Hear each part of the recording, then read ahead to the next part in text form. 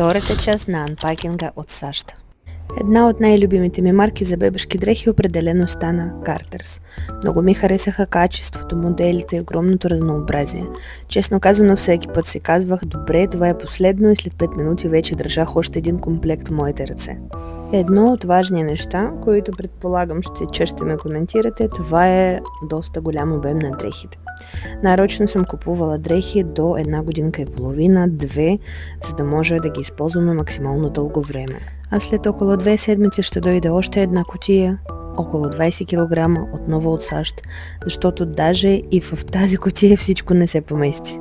Мисля, че след няколко години ще бъда много емоционално да гледам това видео отново и да си спомням как съм подготвила среща с моята малка дъщеря. А ако ви хареса идеята с дневник, който водя и всеки ден ви показвам малките крачки към подготовката на нашата среща, моля да останете на тази страница. Ще продължавам, докато не се срещам с нея.